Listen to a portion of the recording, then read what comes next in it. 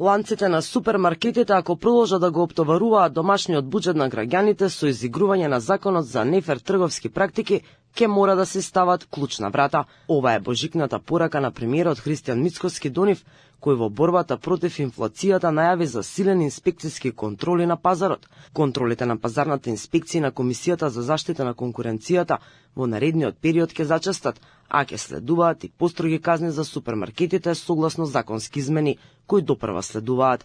Мицкоски не очекува дека инфлацијата ќе надмине 4%. Тој нагласи дека дел од трговските синџири веќе се под лупа на институциите и дека за некои од нив постојат конкретни докази за прекршувања. Мислам дека околу 4% ќе се движи годишната инфлација. Тоа го зборуваме веќе со месеци. И тоа што ние го правиме се зачестени контроли на Државниот пазарен инспекторат, зачестени контроли на Комисијата за заштита на конкуренција.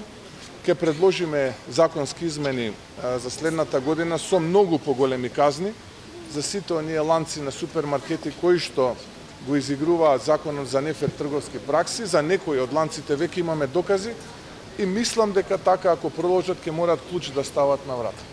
Според последните пресметки на Државниот завод за статистика во септември, инфлацијата бележеше минимално забавување, но се уште е далеку од таргетираното ниво од 2%.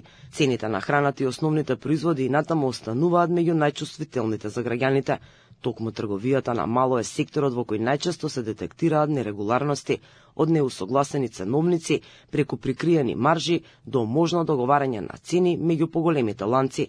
Досегашните законски решенија предвидуваат парични казни, но институциите повеќе пати укажуваат дека тие не се доволно обесхрабрувачки за големите трговски синџири.